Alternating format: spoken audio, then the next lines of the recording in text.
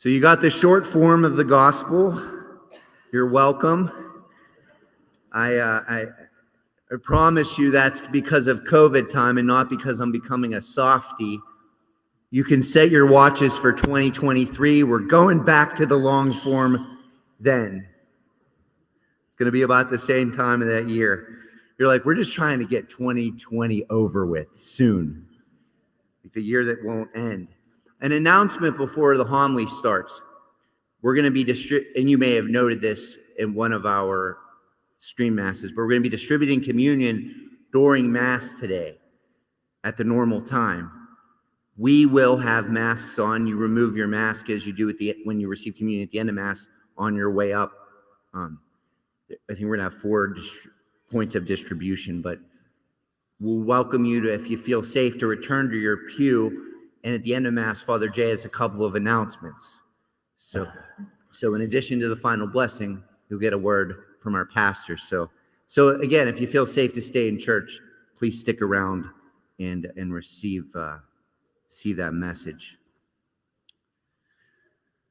So we hear again about this sower, this prodigal sower who is wasting the seed by throwing it everywhere. And we're regularly invited when we hear this gospel, and it's in some form in the 3 synoptic gospels, told that we need to be rich soil, that we want to be the 30, 60, or 100-fold people. And that's true. And we should want to do that. Be that hearer of the word that enables a deep encounter with Jesus. Let the word get deep and become fruitful. But this is I don't know if there is any difference from this age than any other, but I think we can be discouraged. As we look into the world, we see all the darkness, we see all the difficulty, and we almost think that the power of the gospel isn't sufficient for this age. That this world doesn't want to hear about Jesus. That this world needs something else. Needs an economic solution, a political solution, a social solution. And while there are solutions, I think for us as followers of Jesus, we need to be encouraged to see that this word is the answer.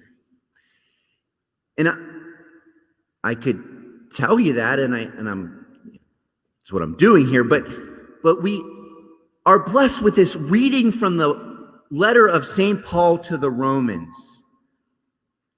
that we got a little snippet of in the second reading.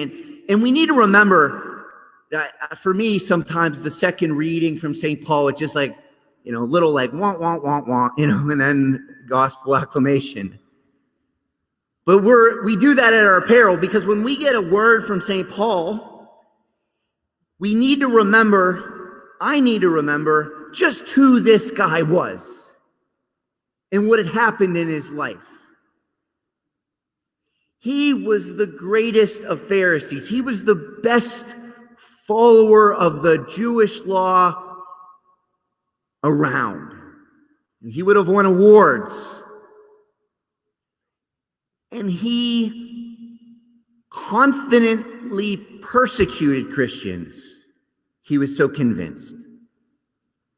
And he meets Jesus along that road to Damascus, where he had chains in his carriage so that he could bring back the Christians for persecution. And he meets Jesus. And from that point on, life got worse for him. From every statistical ability to discern that. He started getting beaten up in synagogues, kicked out of towns, stoned with rocks.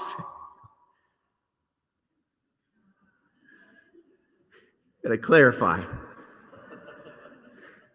It was in Palestine, not Colorado. And shipwrecked, etc., etc.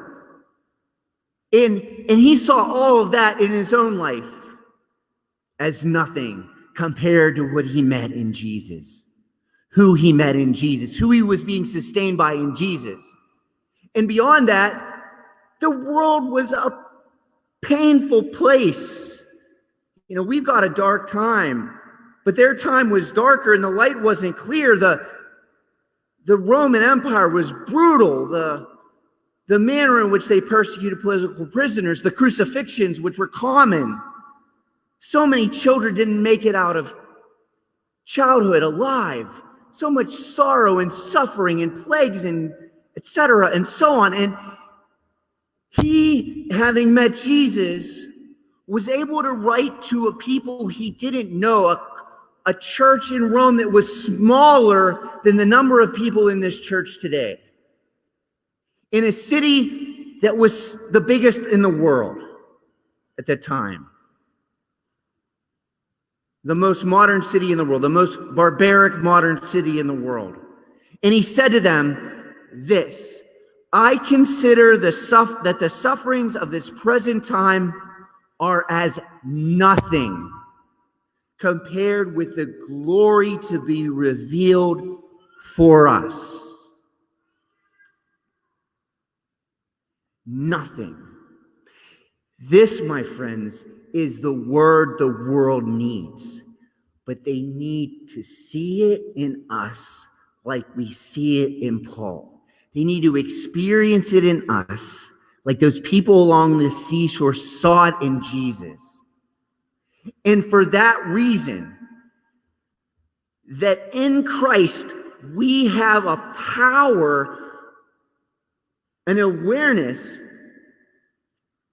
to be unbroken by the darkest darkness, by the worst news on every level, because his glory is so immensely greater than that. So that's why we want to be good soil. That's why we want to have hearts open to the adventure that he's called us to, that the lure of riches, the anxieties of the present world, the persecutions that come, the resistance in our hearts might be broken open so that he can flourish through us in this world. We've all seen this in a person in our life, in an experience. And we want to beg for the grace. We don't need to do the tilling ourselves.